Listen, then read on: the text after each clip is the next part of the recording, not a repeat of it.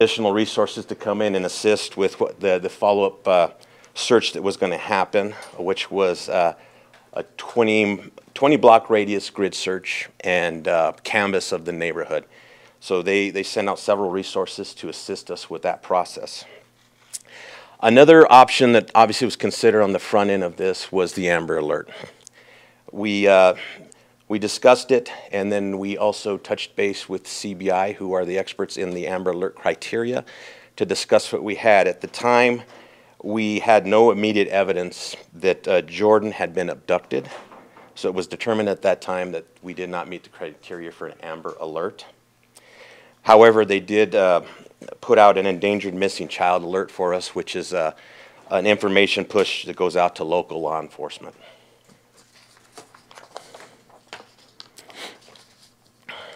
Throughout the course of the investigation, it was determined that a more thorough search of the residence was necessary, and therefore we obtained a search warrant to re-enter the home.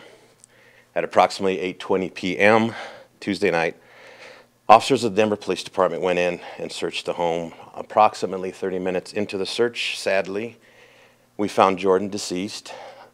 His body was intentionally concealed. Last night, we announced that the child's case had become a death investigation. And after further investigation throughout the night, evidence was discovered.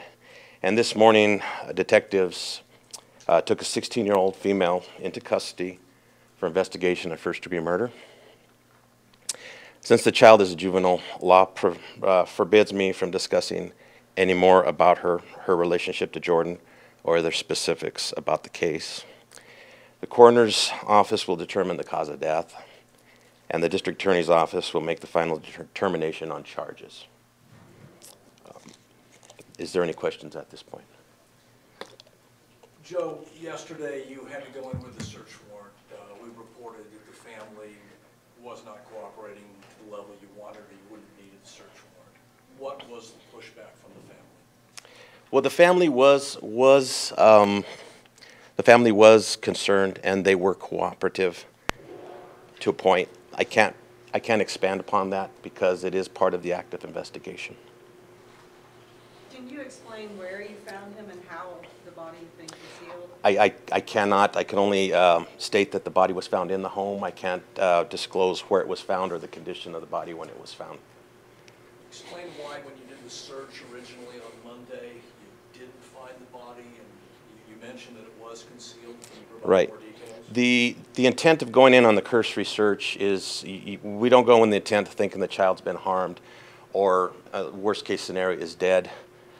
We go in with the hope that the child is hiding, playing a game. So it's more of a cursory search. You don't get as intrusive with the search at that point. So that would explain why we didn't find the body. It was intentionally concealed, and it took some searching to find it during the actual search warrant. Did you say there was 2 early searches in the house? Yes. So 2 cursory searches? 2 cursory searches. One initiated by the patrol officers on scene, and the second by the investigative team on the scene. And you said Jordan was last seen around 2:30 on Monday, so it's your That's, yeah. Monday, Tuesday? Again, I can't disclose that. That is part of the active investigation. He was last reported by the family as being seen at 2:40 p.m. Can you say if the boy's body was found in the crawl space? I cannot. Can you talk about the potential cause of death, strangulation? I cannot disclose any of that at this point. The facts don't logically line up. Family calls and says he's missing, but yet somehow they don't think you're going to search the house or ask to look. Can you help us connect some dots? It kind of doesn't make sense. Again, that's part of the overall development of facts that led to the search warrant. That's all part of the consideration. I can't speak to the mindset of the family or why or how they communicated things to us at this point, because it is all part of our active investigation. Those 2 cursory searches, those were done on Monday night, Tuesday morning? It would have been Monday afternoon. You said you've picked up a 16-year-old. Are there chances others may face charges, the family members, the parents? At this point, we are still developing information. The case is still active. In fact, we're still working portions of it as we speak. So I cannot speak to whether or not we are going to be looking at additional suspects at this time. Does the juvenile have any brothers? I can't disclose any of the background information on the juvenile at this time. You said it was a female. Yes, Is it a sister? I can't disclose any familial relations. Have there been any other police calls to this house or any child welfare calls to this house? Again, the part of the investigation is the premise history on the home, which is always taken into consideration in these cases, so I won't be able to disclose any of that at this point. Are you worried about any other, I don't know if there's any other kids in that home now or any other, is that a concern to police, anybody else living in that home at this moment? Well, it's always a consideration, and I think Department of Human Services, Victim Services will probably be involved in the evaluation of that with any other children in the home. Can you say if there are other children in the home? I cannot at this time. Joe, this is your first major case in your new position. Can Yes. you talk to me about the difficulty of what you discovered with the investigation, personalizing it? Well, first and foremost, I want to say that I came away extremely impressed with the dedication of the police personnel, law enforcement personnel involved in this. I saw firsthand how invested they were into trying to find this child, and of course it was our hope that this child would be found safe and alive somewhere. I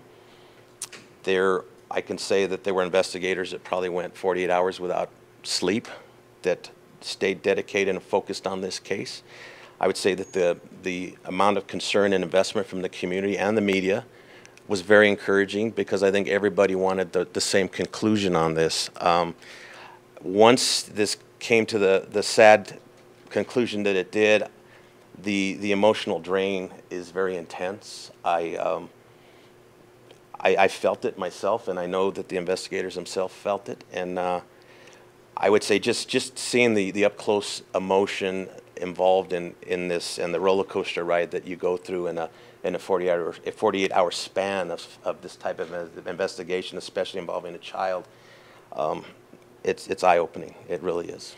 I'm going to go back to the search if we could. 'Cause Okay. I know you mentioned you went once and there was a second cursory search. Why, given that officers had been in and out of the home all day, was it required then to get a search warrant? Can you just kind of explain for people if that's not understood? Well, as information develops, initially you're dealing with a missing child investigation. As information develops, then if you're looking at the potential of it turning into a higher level investigation, potentially criminal, then you need the legalities of the search warrant to go in and to maintain the integrity of the case and to present the best product, investigative product, to the DA's office, because they're the ones that are now tasked with moving this forward through the judicial system. So. Can you elaborate at all, like just what kind of information turned from missing to now we're seeing this as more criminally involved? I can't get into the specifics. I can allude to what, are you Mr. Selinger? I'm sorry. I'm sorry. I'm sorry, Tony. What he alluded to, there are a lot of pieces that just don't add up. And as we start looking harder at those pieces, and then you pick up different information and it starts to accumulate, then you realize, okay, then we need to kind of take a turn, and this has to start going in a different direction than what it is right now. You know, on the front end, you want to handle it as a missing child, and every bit of your energy is going into finding this child. And then you get to a point where you determine, okay, it's time to start taking a different look and a different perspective on this. For the need of a search warrant, would then it be that the family or the parents were reluctant to let officers search in nooks and crannies or other places, or was it? I won't be able to Can disclose you that right now. tell us what grounds you used to obtain the search warrant? 'Cause you have to present some evidence to a Right. judge saying, get it approved. It was just an accumulation of all the evidence and facts that we were putting together through this extensive investigation. Why was the FBI involved? They're part of the Safe Streets Task Force. One of their secondary, I don't want to say missions, but their responsibilities is missing children. So they have different responsibilities. They're actually in close proximity. They're based close proximity to where this occurred. So it was a natural call to ask them, because they have a big body of resources, and we needed resources in a timely manner to get out there and start doing this grid search. So we brought them in. Is it accurate to conclude the family denied DPD access requiring you to go get the search warrant? I can't disclose that fact. I can't. Can you describe the family's level of cooperation? The family was concerned and they were cooperating.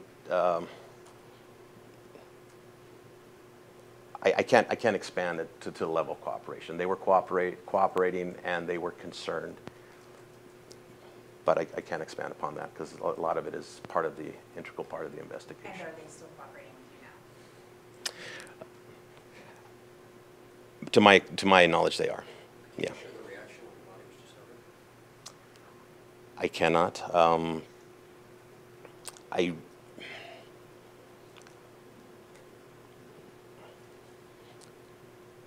I would say there was some natural reactions, human reactions to, you know, knowing that the child was discovered deceased. I'll leave it at that. Thank you, sir.